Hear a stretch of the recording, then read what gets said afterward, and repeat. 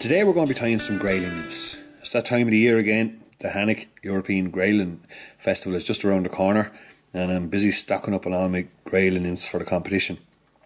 This particular pattern has worked quite well for me over the last couple of seasons and hopefully it'll do the job again this year.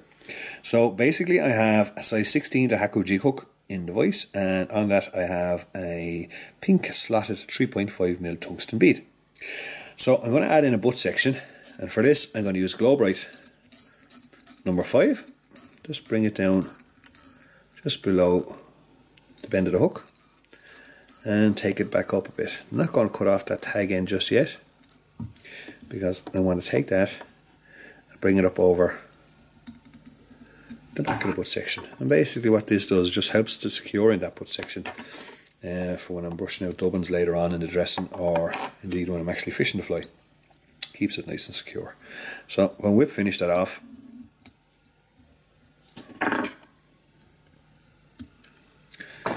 that's that there. Now I'm going to take my fine strong silk and I'm going to just attach it on there like so. Now for the tail of this fly we're going to use some pink angel hair. So basically we've just teased out some of its strands and I'm going to tie them in like so on top, wind them down, and then I'm going to catch those and pull them over the back.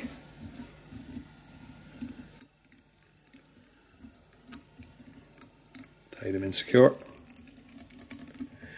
and rather than cutting here I'm just going to, with my fingers, just break away the longer. Like kind of a natural break to the tail rather than a straight cut with the scissors. So there's our tail and our butt section. Now for the body, this thread is quite ideal, should I say, for splitting. So taking a needle, split my thread. We're not going to use any rib here, so it's important to split the thread and spin the dubbin in, so when I actually brush it, it doesn't all brush out, or again when I'm actually fishing the fly, the body doesn't disappear on me. So I'm going to add in a nice section of dubbin, as you can see, and I'm basically going to spin the thread bobbing around, get that dubbin to start becoming a dubbin brush. This fly is an adaptation of a very famous Italian fly called the Sarca Nymph. We fished it a lot this year now in Italy, and very productive. So basically I've just made a few small modifications to the original Sarca Nymph, and just to make it a bit more attractive to Grayling. So the dubbin I'm using here on the body is a mixture of brown hare's ear dubbin and some gold light bright mixed into it. So once I've got that spun on, as you can see, there's my nice dubbin brush there now, nice and loose and bushy. We're going to start winding it up the body.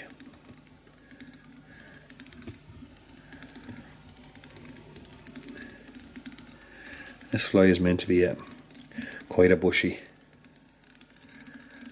fly. So once we wind it up there, we're just going to pluck away some of those. Again, not cutting but using our fingers. Just some of those longer fibres. I'm going to take my trustworthy dubbin brush. It's an old toothbrush. Trim down. Very useful tool. So now, once I've brushed all that back, quite happy with it, I'm then going to repeat the process of splitting the thread and making another dubbin brush. So I'm just going to flatten out the thread here for a second.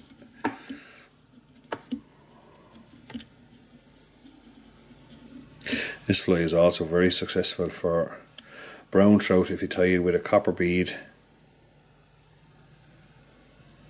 and a chartreuse tail.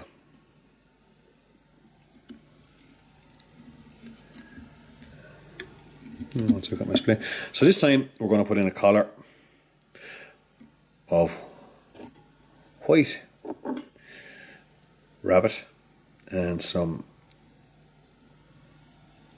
pearl spectra dubbing there. I'm going again, I'm just going to spin that double brush.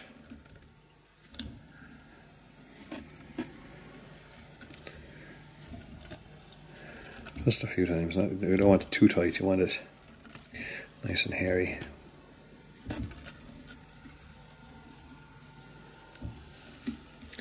Just like so. And I'm going to just wind that into that collar area there, between the bead and the body. Brushing it back. Now I'm going to whip finish off this thread just behind the bead. Take away my waste. And once again I'm going to brush. Normally when I'm brushing out my doublings I always tend to brush back towards the beads. This way I'm not putting any pressure on any tags, tails or anything first, just to tease it out, and then when I've got it all teased out I can then just grade it all back. Again, just plucking out some of the longer fibres just to get the fly exactly the way I want it to look.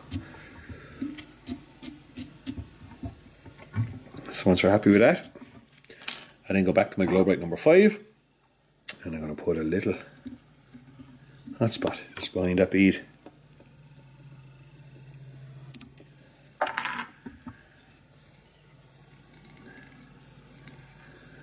Couple of turns in there. And take your varnish and just coat that.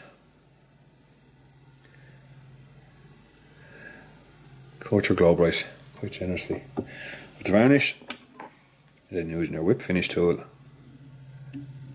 Another couple of turns, sealing off the tag, and cut away your waste. And there you have it. An absolute Grayling killer. Fantastic fly. Well worth having in your box all this winter. And hopefully it'll be successful in the Welsh D in 2 weeks' time. Thanks for watching.